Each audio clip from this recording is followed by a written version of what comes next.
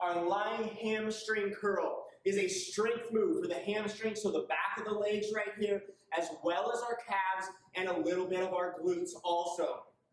Starting position for this one is going to be down on our stomach. We want to begin though by placing that dumbbell up on end so we're able to grab it in between the feet. So I'm going to place it up on end here. I'm then going to get down in position here in front of it, and I'm first going to put it in between the feet before I lay completely down. We want it to go kind of right in where the inside of your foot kind of has that, or that shoe has that kind of inward motion here. We don't want it all the way out at the toes. We don't want it all the way up at the heels. We want it to where that kind of shoe has that little indent in it. So kind of right at the midfoot area. We're going to grab the center handle piece of that dumbbell right in that kind of little indent in your shoes. I'm then going to lower myself all the way down on the floor to where I'm flat on the floor. And then I'm going to point my toes nice and straight as I can. What that's going to do is it's going to keep that weight now in between the feet and not let it slip out. I'm going to curl that weight on up to where it's right at about a 90-degree bend here, keeping the toes nice and straight. I'm going to lower it back on down, controlled, until it barely touches the floor, and then I'm going to go right back up into that 90-degree movement again. Throughout this whole range of motion, though, I'm keeping my toes pointed so that that weight is not going to slip out from in between the feet. So most common mistakes made on this exercise, number one is not getting it into the right position on the foot when you're closing your feet around that weight. So you're going to have to play around with it a couple times.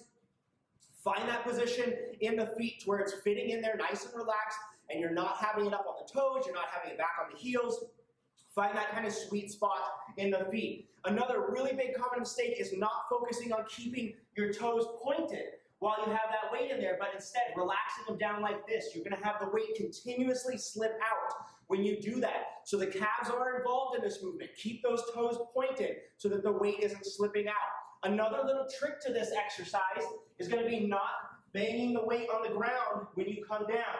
What that does when you come down and you hit that weight on the ground is it makes that weight move around in your feet and reposition, and it's going to cause it to slip out oftentimes. So what you want to do to avoid that is barely touch the floor and then go right back up into that movement. That way that weight isn't repositioning and increasing its chances of slipping out from in between the feet. Another really common mistake made on this exercise is coming up past 90. So we want to come up and we want to stop right about here. Anything past there, so like bringing all the way into the butt here, is just going to let those hamstrings relax. And we don't want to do that. We want to keep the tension on those hamstrings.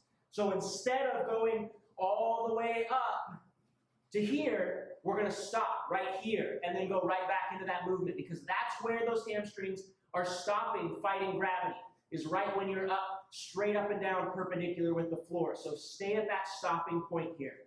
Last common mistake is letting those hips lift off the ground and getting that low back involved in this movement. So really focus, push those hips down, stay planted into the floor with those hips. Try not to kind of like arch up like this to where that low back is going to take over. That tends to happen a lot of times as you start to tire out.